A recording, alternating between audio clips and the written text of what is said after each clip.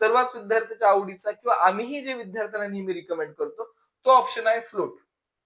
बरोबर आहे. हा फ्लोट ऑप्शन म्हणजे काय याबद्दल आपण माहिती घेऊया. जर जेही विद्यार्थी फ्लोट करतील, लक्षात घ्या एक्झाम्पल साठी 1 to 300 आपण ऑप्शन दिले.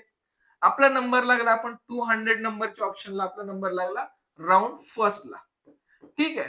तर राउंड फर्स्टला आपला 200 नंबरला नंबर लागला आणि आपण या ऑप्शनला फ्लोट केला आहे.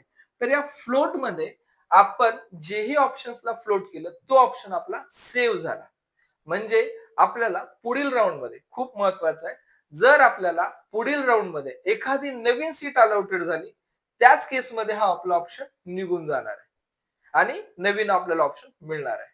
इन केस आपल्याला पुढील 5ही राउंड मध्ये एकही सीट मिळाली नाही तर आपला हा ऑप्शन आपला ऍज इट इज राहणार आहे.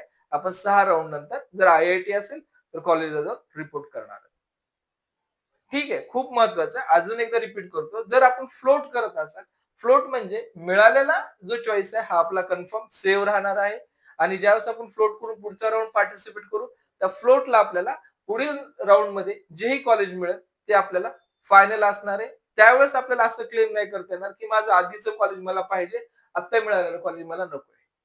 बरोबर आहे. त्यामुळं या ठिकाणी फ्लोट केल्यानंतर आपला हा सेव्ह झाला आणि आपण पुढील राउंडसाठी पार्टिसिपेट झालो.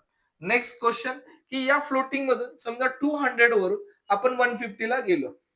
ठीक आहे. तर 200 आणि त्याच्या खालची जी ऑप्शन्स आहेत बाय डिफॉल्ट नल होऊन जाणार आणि या ठिकाणी 150 चा आपला विचार केला जाणार. त्या ठिकाणी एखाद्या विद्यार्थ्याला असं वाटू शकतं की माझा 200 हा बेस्ट होता पण मला 150 सध्या जो मिळाला तो मला आवडत नाहीये. मग मला 200 वाला घेता येईल का? तर घेता येणार नाहीये. ठीक आहे, खूप महत्वाचं. तर आपल्याला घेता येणार नाही हा आपला ऑप्शन निघून गेलेला असणार आहे.